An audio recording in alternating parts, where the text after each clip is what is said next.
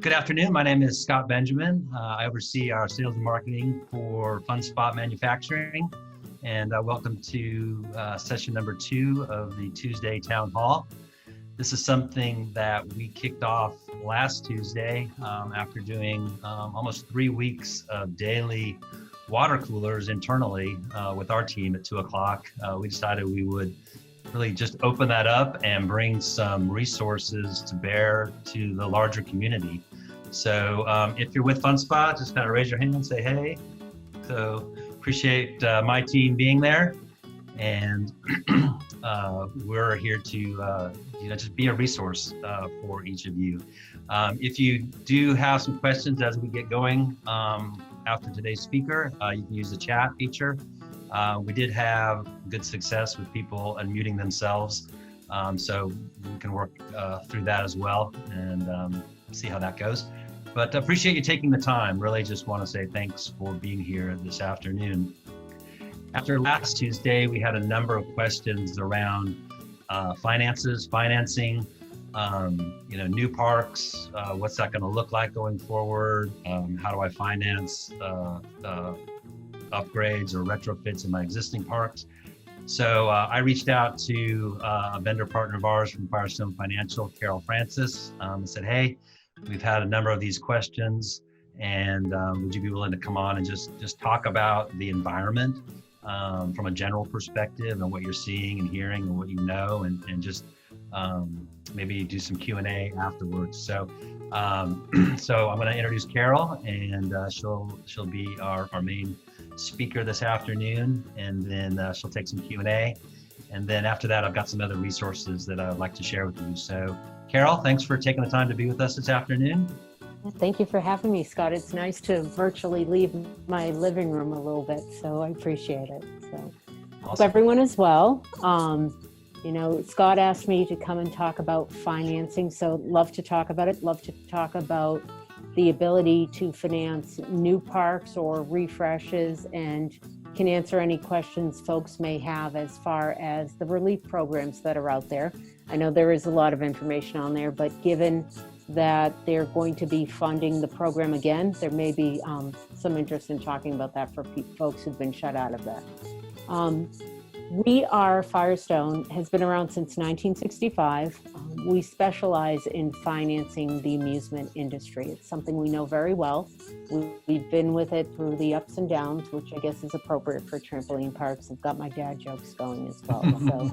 So, we know that this is an unprecedented time in our history, but it's something that we believe that once we come out of this and we unpause our economy and things open up again, that things will bounce back, and we'll be ready to move forward with that and help you with anything you need to move forward.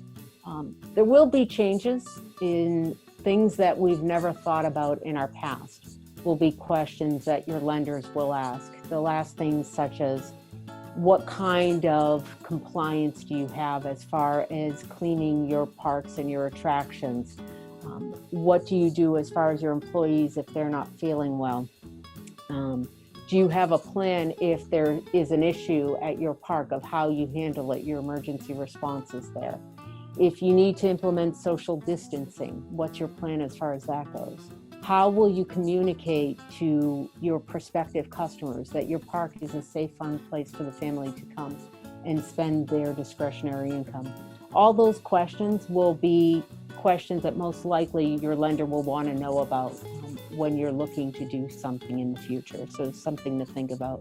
For new parks, SBA financing will be available. If you're looking to just finance attractions, traditional financing will still be an option for you. There's going to be a requirement for rainy day money. People will want to see, do you have the wherewithal to ride out the storm if you happen to have to be closed for 30 days because of government regulations? Do you have enough money to make it through? How is your landlord working with you during the closure time? How has it impacted your initial projections and your opening dates and your time frames? So all those questions that we all wish we had answers to, your lenders, of course, are going to ask as they go through things. So That's kind of a general idea of what's out there. As far as terms and rates, the government has done everything they can to make money as free as possible. So that is a benefit to most people who are looking to borrow funds at this time. So that does help. And I don't see any real changes as far as structures that lenders would offer on a global basis. So with that, I can open it up for questions if you like.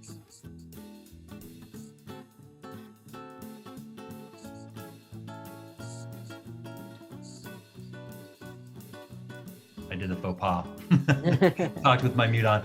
Thank you, Carol. I appreciate the little bit of insight. And we've got a number of people on the call this afternoon who do have anywhere from currently building a park to thinking about building a park to I've got an existing park and want to maybe use this opportunity to refresh or upgrade in some way. So if you have a question, go ahead and unmute yourself and ask. If we get some conflicts, between Al and I, we will manage that. So what kind of questions do you have for Carol?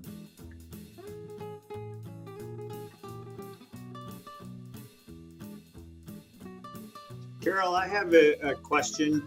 I don't have any debt on at my park for equipment or otherwise, and I'm unfamiliar with what kind of financing parks typically can get as far as terms and loan to values or financing equipment or refinancing if that time were to come. I'm familiar with typical real estate kind of terms, but not specialty lending sort of terms like this situation might be. I wonder if you could talk to me some about that. Absolutely, it's a great question. So if you were to go with the SBA route, typical terms are 10 years for those loans. With most traditional vendors that are lending in this environment, if you're doing a refresh could be between 5 or 7 years, depending upon what you want for that. And that's usually what we see as far as terms.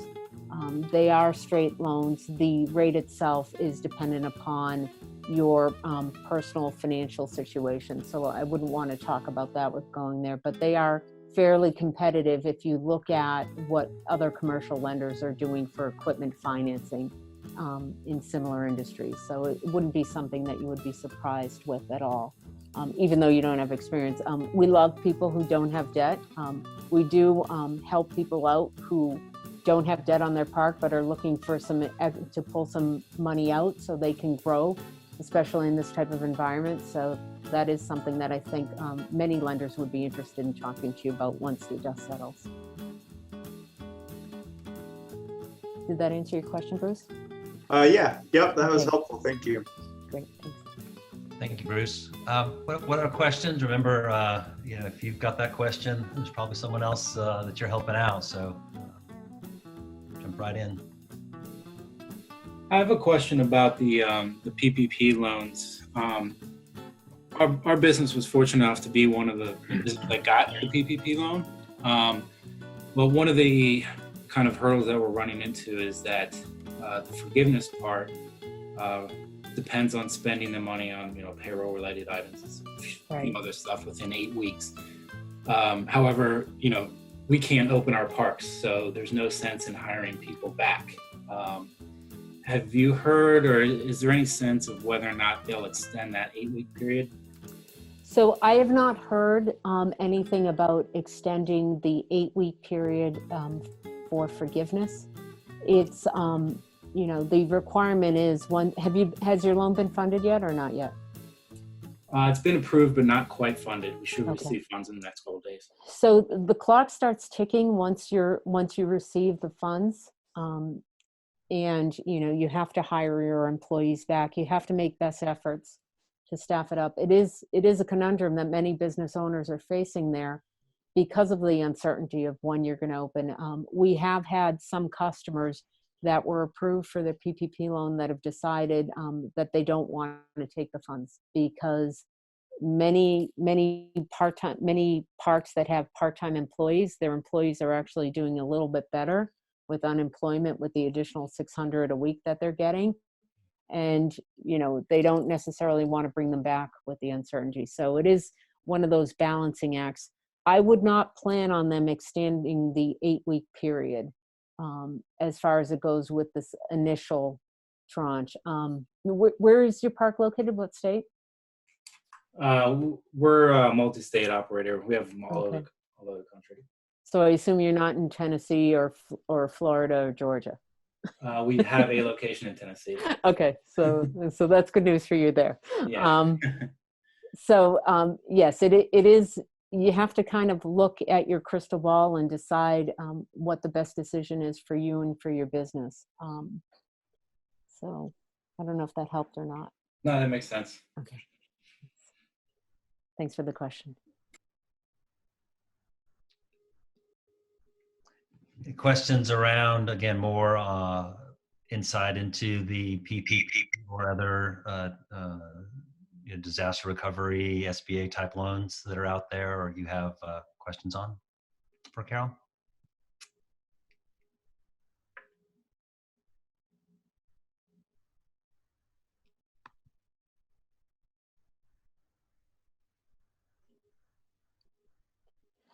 I don't know. Can we do a poll? Is it possible to have people vote and tell us how many attendees have actually applied for the disaster relief loan? I was just curious on that. Al, you can use the. They can raise their hand if they want. Yeah. Or if you want to put a thumbs up or something on your screen. There's a reaction screen. So if you've applied for the PPP loan, that would be helpful to know for Carol. You just go like reactions and clap. There we go. And then we got one in the chat saying applied. Yeah. Funny. I don't know how to do any of this fancy stuff, but I applied for it and got it. It's actually already funded. The main thing, probably like a lot of you guys, the main thing I needed the loan for was paying rent, not paying employees. And I'm sure you guys all know this, but of the money that's forgiven, only 25% of it can be for non-payroll. Right. So I figured I was better off to just hire back most all of my staff and pay them, some of them to do nothing. I'm paying a lot of them just to go and clean and paint and do updating and just whatever I can to keep them busy. But that'll allow me to get the payroll up enough that I can use the other 25% for rent, which was the main goal that I needed it for. Are folks, landlords, working with you to help you out during this time? With me, yeah, definitely. Great. Landlords, they sort of wanted to see a plan. How much was I able to contribute? What can I do? They didn't just give me a free ride. But obviously, I don't know how any of the rest of the group feels, but I think it's, trampoline parks and, event centers and gyms, places like that are going to be some of the last to reopen. So, obviously the landlords all know that. They recognize the situation they're in, and they've been helpful. I'm glad to hear they're working with you. That's fantastic. Mm-hmm. And you mentioned Georgia, Florida, and Tennessee as reopening, and I don't know if you have others that have facilities in those 3 states, but even other states, as you think about reopening and not just financing, but some of the things that Carol mentioned that you will need in order to begin to apply for some of this stuff. Are there questions around that, around what your thoughts are? We've got a pretty robust group of people here at different stages in their park journey, so we can utilize one another as a community if you have a general question also.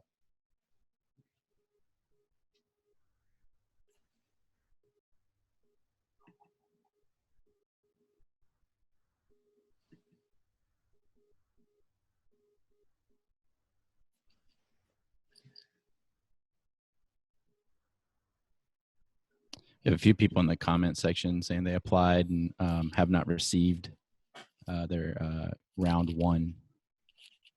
So, I see that question, and I see another question. So I'll answer the second question first. The governors of certain states announced today that their plans to reopen shortly. I actually have a client who who is in Tennessee, who's looking to open up again next week. So that's interesting there. So I thought that might be helpful for the folks here. As far as folks who haven't applied, who haven't received the payroll protection program in the first round, one of the key questions to ask your lender is if they've submitted your application into E-Tran yet. E-Tran is the SBA system. It gives you a number. Once you get that number, those funds are reserved for you. So it is helpful to know that you're in the queue there. It's one of the things to look at. How will financials look going forward for startups? It's a great question. You know, we're gonna want to see people putting some equity into the transaction. We're gonna want to see at least a few months of working capital set aside for things that might happen in the future. You know, one of the things we don't know is we don't know when we're going to open up the country as a whole 100%, and we don't know what happens in the fall, if there's a resurgence and what happens going forward. So you want to make sure you have enough money to ride the storm if necessary. It's going to be important too that for startups, that you're looking to negotiate free rent periods with your landlords, because that's going to help you as well. What about to get started? Coming out of the situation, same thing. You want to make sure you have capital available. I had a business colleague once that used to say partners are just for dancing. But I do think sometimes when you're looking to do a business like this, bringing someone in who has some capital to help you out, if you're going to be running the business, sometimes it's a nice partnership to have to take that stress off of you a little bit. So with SBA loans, typically, when you look at what an SBA loan finances, and so my company Firestone Financial is kind of a specialty lender. We also have a group that's an SBA lender as well. So we kind of do everything in between for folks. SBA lenders will be able to finance like construction costs, working capital costs, any type of professional or legal fees on there. So they can finance kind of a bigger part of the project and do it for a longer term, which is usually helpful. So it's definitely, I would recommend, if you're just starting out, talk to someone who can kind of present all the different options for you so you can get an idea of what's going forward. And, you know, take some time to put together a business plan that makes sense. Doesn't have to be pretty, but having some projections on there, having some idea of what the costs are, and how you're going to market and how you're going to pull people from the area, having some demographic information on what's going on there. How to prepare with reopening, customer feelings. It's, you know, this is so, Jeff, this is an excellent question to me. So in addition to being a banker, I'm also a mom, and I can't wait for family entertainment centers and trampoline parks to be open, because I'm losing my mind. So I think one of the benefits you have is, for the most part, your target audience is not an immunosuppressed target audience. They're not an at-risk population for this particular virus. So that, I think that's helpful. I think as we get more information coming out about who's been affected by this virus, I think a lot of the fear that people have will be allayed. I think, you know, making sure that people know your plan of why it's safe for them to come there, talking about the cleanliness of your facility, talking about all the safety things that are really important there.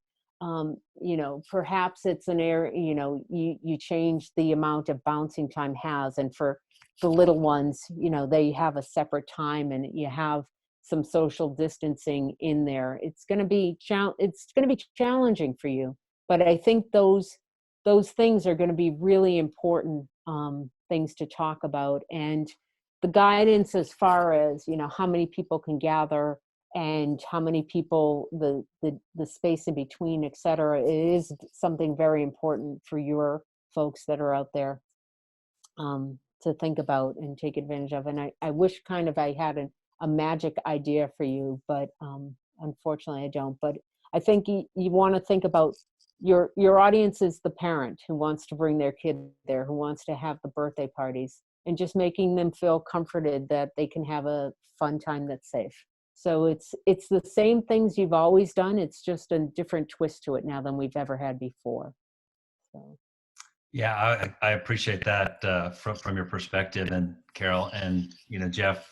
I think that's the $100,000 question is, how do we do that? I spoke with a general manager of a park in Tennessee this morning, and they're just trying to work out what the state requirements are going to be and how they might follow those around cleanliness. So I think it's important to stay in tune with what your particular state and possibly any local jurisdictions are looking at for social distancing guidelines, and being quick to adapt to those.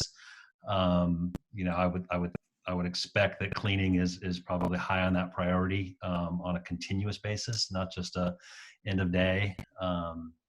We as a manufacturer are looking into some different partnerships that we could help present that would help that cleaning. I think as parks open, then those resources become more scarce, right? How much hand sanitizer and Clorox can you get all at the same time? So we're looking into some alternatives that may be helpful around that. And then also thinking about birthday parties. We'll can you fit 12 kids in a room the size that we continuously or in the past have put 12, 15 kids into? Is that going to be acceptable, and how do you manage that? So those are all questions that we need to think about. One of the reasons we put this town hall together was to build a community. And so one of the things I want to encourage everyone on the call is tomorrow is to utilize our townhall.funspot.com. This will be replayed, or the video will be available for replay, but then there'll also be a comments and answer section, so that we'll have a moderated comments and answers so that you can ask questions and reply to one another, and understand some of the best practices that are out there, so that we build a real community around this. So thanks, Carol. Carolyn asked, any programs available that startups can take advantage of that you're aware of? So the SBA programs are always out there, always great for folks to take advantage of. One of the things that the SBA will be very careful about right now is making sure that any new entities are in compliance with all regulations out there. So there may be some different twists out there. There's nothing new specifically geared towards startups right now, other than the programs that they've had for the past few years. Their focus right now has been on kind of salvaging what's already out there. I do think too that as we get the economy going, there may be other things out there as well. And I saw Jeff's comment, as far as a parent, it's a great question. I don't know. From my perspective, I'd be fine with that. I don't know how other parents would feel on that. I always feel like when you go to these events, the parents all want to be by themselves and work on their computer anyways while the kids are jumping. It's quiet time where you can get something done. So that's my 2 cents on that. So. Thank you. Thank you. Still got some time to ask some questions.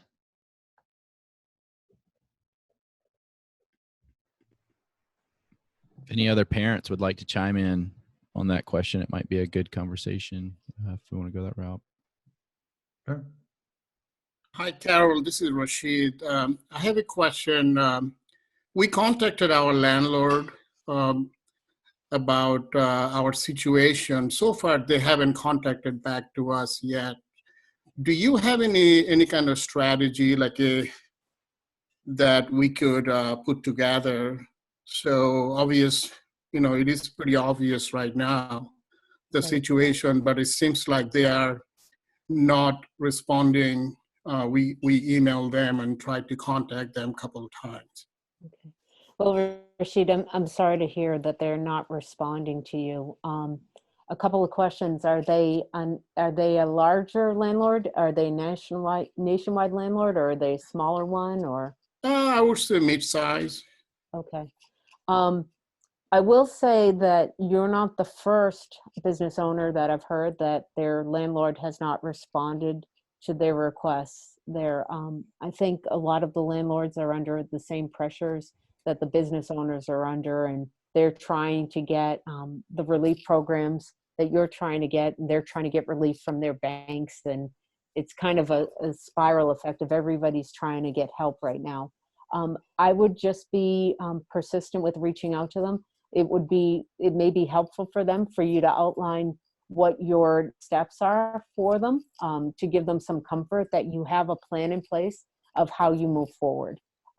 Other than that, I'm not an attorney, so I don't know the real estate market any more so than a lender does typically to look at a lease and understand the economics associated with it. Do you have any kind of suggestion? So one thing that we did, we requested for deferred payment and added that in the back on the terms for 6 months. Is there any other similar strategy or ideas that we can at least present to them? Do you have any suggestion? Yes, so most lenders have proactively responded to their customers and come up with release strategies for their traditional loans, and of course the SBA loans. They've done that as well. There isn't anything that I'm aware of as far as rent goes that you can do there.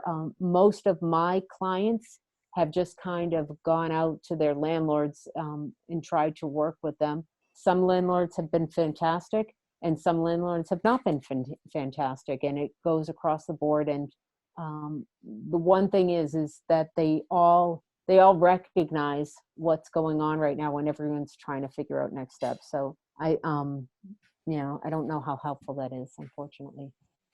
Thank you. I have one question. You mentioned something about the confirmation number for PPP program. Yes. Now we did apply for EIDL advance. Yep. Oh, Rashid, you cut out.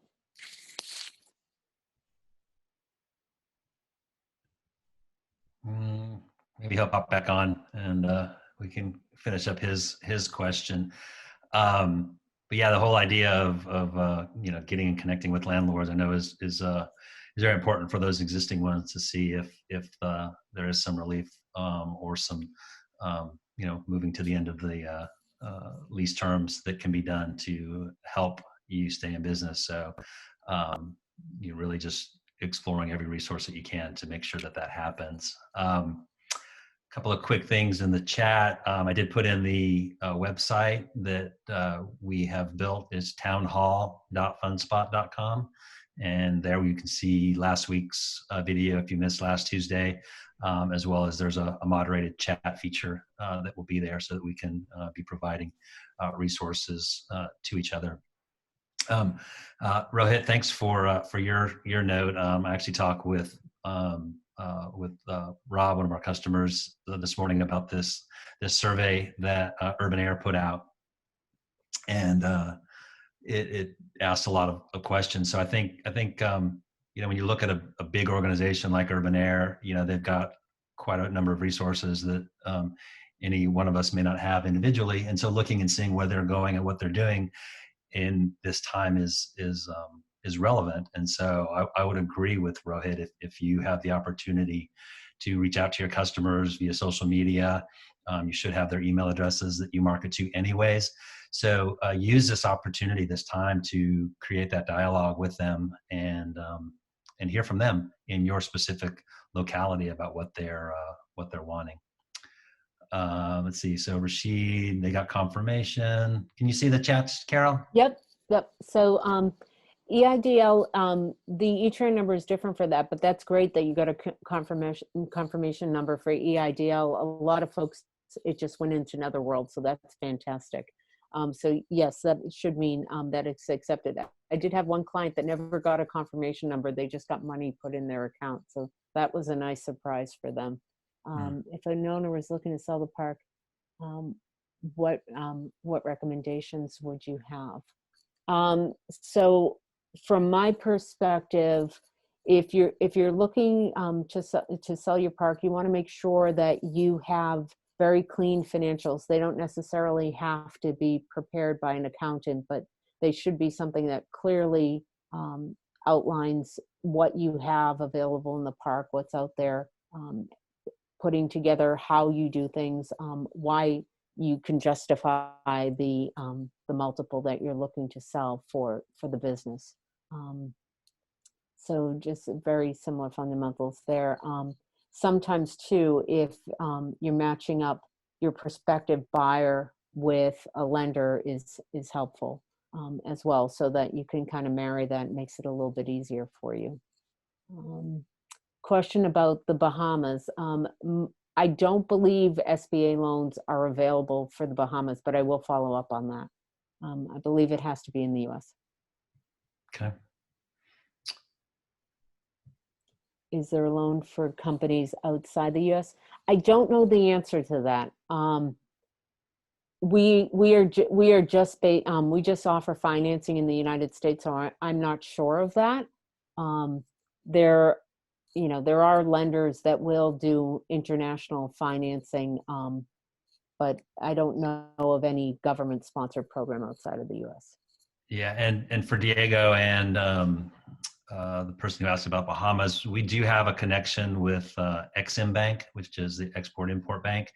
So there are some items that they need specifically. They specialize in funding expansion of existing businesses. So if you have a business that's already in the family entertainment side of things that's been open for 3 years or more, then we can work with them on helping fund outside domestically. So if that's interesting to you, feel free you can connect with me offline. I'll post my email address here in the chat here in just a second. Which being the point of land. So great question. Same things that we all want to know what your plan is, how you're going to deal with changes that as far as social distancing requirements, having people in the facility, cleanliness, how you're going to market to folks, how you're going to ramp back up. That type of information would be helpful for the landlord. Asking for, letting them know that, your other creditors, if you will, are working with you, your banks, et cetera, would be helpful as well. Hey, I'm a commercial landlord. That's how I got into the trampoline park business. So I could give at least my perspective on what we're doing with our tenants. I guess Rashid had mentioned asking for deferred rent and adding it on to the back of the lease. We're seeing that a lot. And the other request we're getting is deferred rent and then paying it back over some amount of time, a year, getting caught up. So obviously in that case, you're actually not getting any free rent. You're just paying higher rent for the, whatever time you negotiate. But I would say the most important thing for me and for my partners and the various other landlords that I've talked to is having the tenant contribute something towards the rent to show some good faith. And for me, that is covering the CAMs, the common area expenses that you guys probably all share. And again, from the landlord perspective, that's important because we got to still pay for, mowing the lawns and watering and whatever all those other expenses are. That doesn't cover our mortgage payments and some of the other costs, but it does cover the direct costs that all of you guys as tenants also benefit from, right? All the common area expenses. So we've been asking our tenants at least to pay their CAMs and then some variety of the deferment. So if you were to go to your landlords with that in mind and offer that up as your plan to start with, my guess is you'd have good reception dealing with them. So anyway, that's just my perspective of what I'm seeing. Yeah, Bruce, thank you very much. Appreciate it. That was excellent.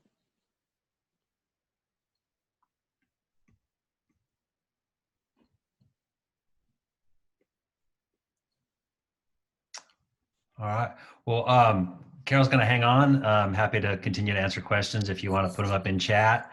But did want to just share a little bit around kind of segueing into staying connected with your customers and offer a resource to you that you can download onto your social media.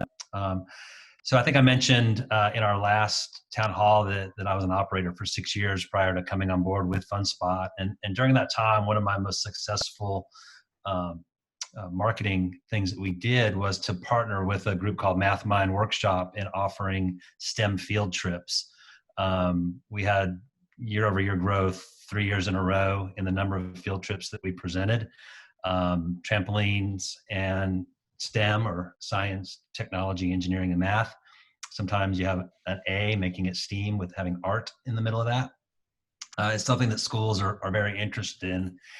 And as I've thought about what it looks like to reopen and capacity and cleaning, one of the things that had occurred to me is that having a field trip, assuming schools do field trips in the future, it would be much easier to contain a group of 100 first graders or third graders, to have a park that's clean.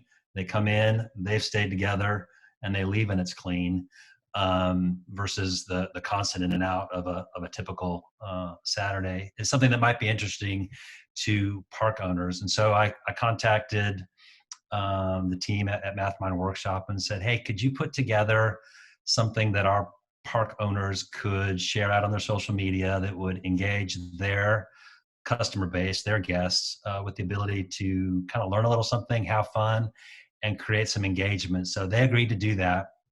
So at the end of the call, going back to our townhall.fundspot.com website, there'll be a link back to the Mathmind Workshop website where you can download an elementary grade level and a middle school grade level, approximately 5-minute video that discusses gravity and force and motion and just some very simple STEM principles based on the grade level, and then gives a project and teaches a little bit of math. So I think it's something that you can use to post out on your social media, get your guests to respond with videos or pictures of what their kids have made, and just begin to engage. It's not anything marketing for us or necessarily for Mathmind Workshop, other than when you open, if you would think that is a benefit that you could offer to your local schools, both private and public, that you might engage with Mathmind directly on that. So, Vonnie, I think you are, or Amy, are on the call, so I don't know if you want to unmute yourself and say anything about that. No, we're just excited to offer something free for everyone and hope that it helps, keep your park on the kids' minds as they're not able to go to the park. Something fun they can do from home, make a little mini trampoline and do some testing with it. And all the instructions are on the videos. The code to embed it right into your website is there on our website as well. So if you want to just pull that code off and pop it on your website or onto a digital newsletter, or however, email, however you want to communicate to your clients. And we're just happy to help in any way we can. And it's, Scott, I just wanted to say we have one for kindergarten through 2nd grade and one for 3rd through 5th. We hope to have the middle school one up within the next week. Okay, great. Thanks for clarifying that. It's great stuff. It encourages using everyday common things that people should have at home to engage their kids in some learning, and that's good. So those videos will be at the townhall.fundspot.com website. We'll have that link up by the end of the day. Should be no later than first thing tomorrow. So you'll be able to do that and engage there. So it's just something we wanted to be able to provide. Betty, did you have a question that you wanted to ask? You can unmute yourself or ask right here in the chat. Go ahead. I wanted to know, I'm a startup, based on this new normal, and when we provide information for banks and SBA and even Firestone, we have to present projections. That is baffling me as to how we do that, because we don't know what's going to be out there, what we're going to have in terms of potential customers. How do we do projections? It's a fantastic question. You know, it's one that I don't have the answer to. I would ask a bunch of questions as far as, you know, when you look at similar demographics in other areas that are opening up again after this, what are they seeing? What kind of time period does it take for them to get from zero when they were closed to back up to where they were? You know, this is unprecedented, so none of us know what normal is going to look like going forward. So projections are always a guessing game, and you know, it's always hard to have good projections, and in this environment it's even harder, which I'm not doing a very good job in answering your question, but I'm trying to be completely honest. Yeah. What's your time frame for when you'd be looking to get financing, looking to get open? Will you have some time where we're in this new normal so you can gather some data from your colleagues? Yeah, so I'm looking at the beginning of next year. Okay, good. So I'm in that planning process right now, which everybody knows. Well, the startups Right. know it's really difficult because we don't know what is going to happen in the future. So, but I'm looking at trying to do early next year. Okay. So you you know, it's a good time right now for you to start the process of getting the information together and thinking about what you want to do. And you have a location identified at this point or not yet? So I did, but based on what happened, that's kind of up in the air. So Right. which is, it gives me an opportunity to now look for some other possible options Yes. in terms of location. So, but I know exactly what I want to do and what area I want it to happen in. Okay, great. So Trevor has a nice offer out there. Yeah, Trevor, thanks for posting that. That's great. You know, that's community. Trevor's building a concept, not just a trampoline park, but a full concept there in up in Canada. So, and I found out by getting to know Trevor that there is actually a time zone east of Eastern time zone. So, yeah, that's the Newfoundland time zone. That's where I'm originally from. So they have their own half an hour time zone slot, and they're the only place in the world that has it. So yeah. that's where I was born and raised. That's So, great. Wow, you learn something every day. yeah, we get some great relationships. So Trevor's posted his email address there, and Trevor, if that's okay with you, we'll also add that into the notes for the video. Yeah, no, honestly, Scott, if anybody wants any help with their projections, like I said, I worked in financial modeling for 15 years for telecommunication sector for all across Canada. So that was my bread and butter for 15 years. So if anybody needs any help, I'm happy to dig into their projections with them and help them out. But they just have to be forewarned that they're going to get a lot of questions from me in order to help them out. So be prepared. Thanks, Trevor. Yeah, no problem. This is what Townhall is all about. That's what I'm talking about. And you can thank Trevor by sending Apple Jacks. His kids love Apple Jacks, and you can't get them in Canada. Oh, is he the one that you had the box of Apple Jacks on your desk? That's hilarious. So, like I said, we love our customers and get to know them very well. So we appreciate it. And this is what we've really wanted to build is a resource. There's, you know, I spend a lot of time on LinkedIn and just trying to find information that's going to be helpful for you guys. And that's what we want to kind of bring to bear here during these times. So just going to give it another minute, see if anybody has any last minute thoughts or questions that they'd like to share or ask while we have Carol on the phone, and then let you get back to your afternoons. Yeah, I'd be real quick. As long as we're talking about rent and finances and whatnot, I mentioned before, I'm new to this whole industry. I'm curious if anybody else would be willing to share what percentage of rent as a share of their, of their revenue, what their rent is. Just curiosity. And you can just type that in the comments if you feel comfortable sharing that percentage.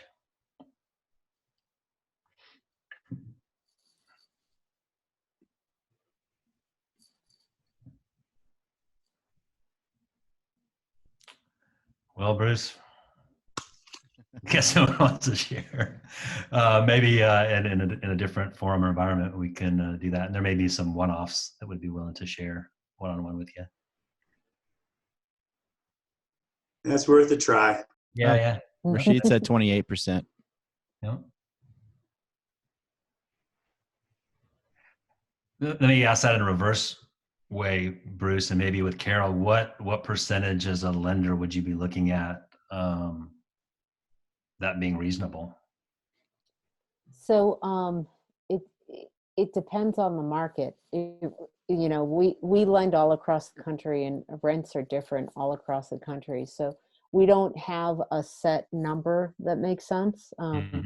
Obviously, the higher the rent, the higher the overall expenses are.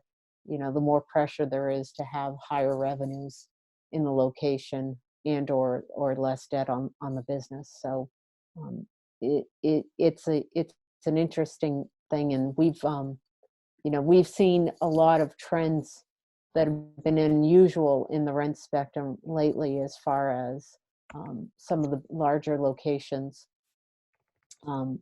Folks being anxious to get someone in there who will drive more folks to the place. So it's all over the board. Thank you.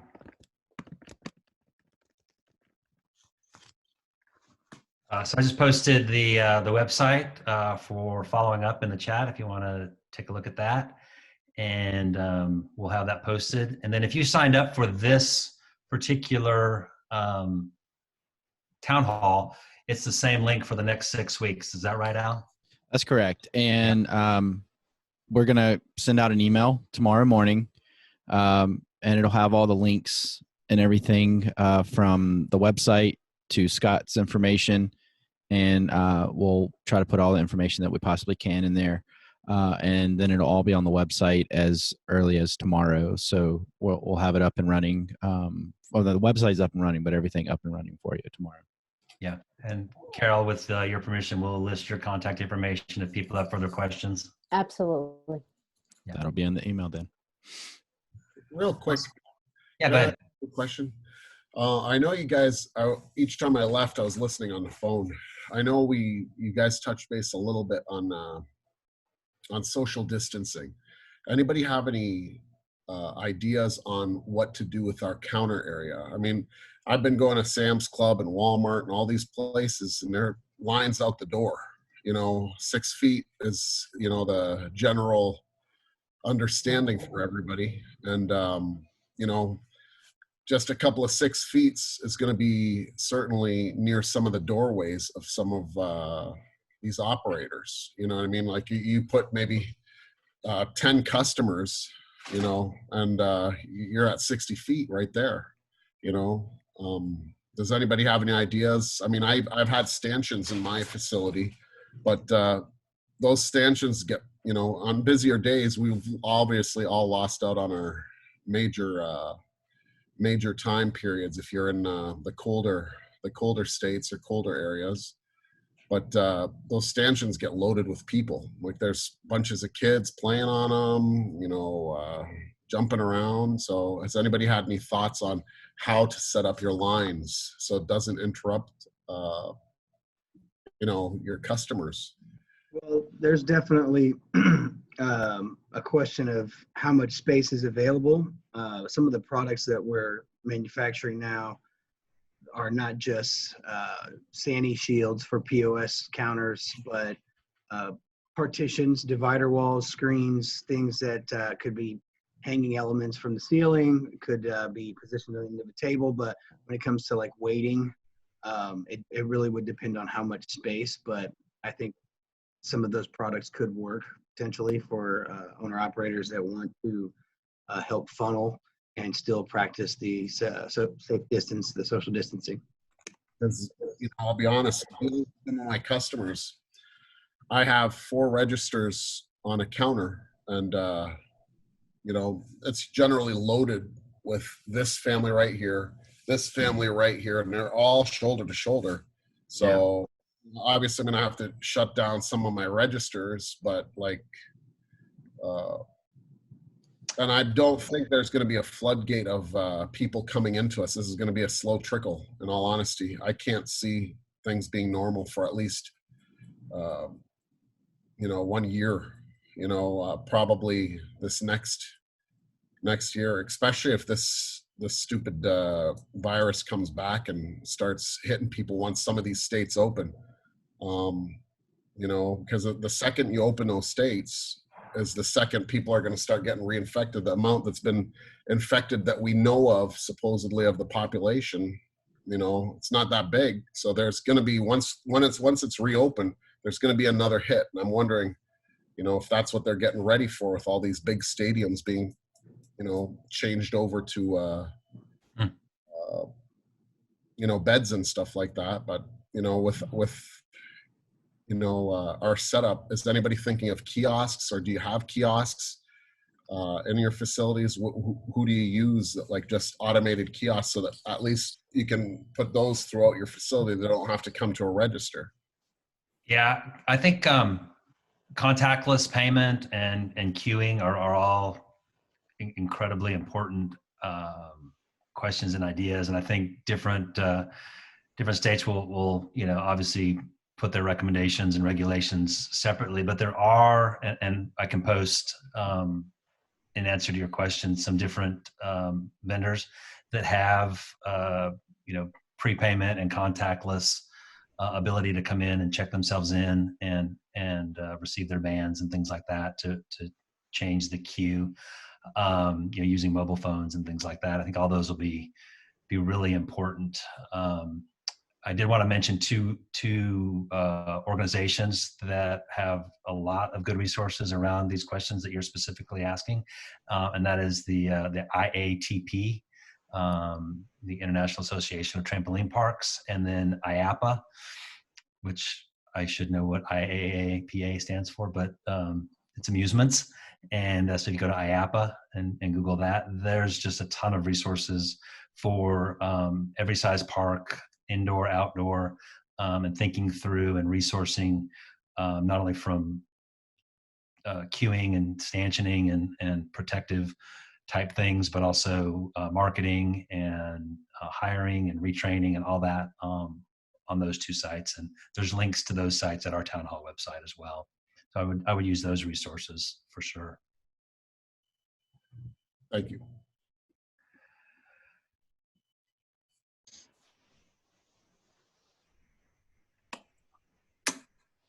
Hey, Betty, to answer your question about getting a list, I don't think that's something that we can put out there, but I think asking questions up on our Town Hall website is the best way to get answers to any questions that you might have and connections. I will tell you, there's people on this call that are vendor partners of ours. There's people who are considering building parks like you, Betty. There's people that are right now installing parks, and then a number of just existing park owners of single and multiple parks. So it's quite a wide opportunity to connect with people across the spectrum. So thanks for that question. And I think Jeff had a question about minimum commitment that we look for business owners with loans. Mm-hmm. If it's a refresh and it's a park that's been open for at least 2 years, we can do a refresh without any money down. If it's a startup, typically we look for 20% into the project. We also take into consideration as part of when we look at the overall costs, overall amounts going into the project, we will look at landlord allowance as well. So we look at all the different areas you have coming in when we look at the SBA loans. Scott, and if I say this name wrong, I'm sorry. Kajinthan has their hand. We messaged privately. Okay, thanks. Yep, so we're good. Right. And I think with that, I'm gonna call the end of our town hall. Again, thank you so much for taking 45 minutes, actually 55 minutes of your day. We know that's important. I hope this is valuable to you. We will looking at some marketing connections for next Tuesday to help you determine really solid ways to market to your existing clientele and new customers, how to explain to them that you are safe and clean and happy that they're there and wanting to serve them in the best way possible in this new normal. So thanks again for taking your time. And again, hit that website, the townhall.fundspot.com. All the resources that we talked about will be available there. And I hope that you can use the Mathmind Workshop STEM trampoline videos to your benefit. So thanks and have a great afternoon.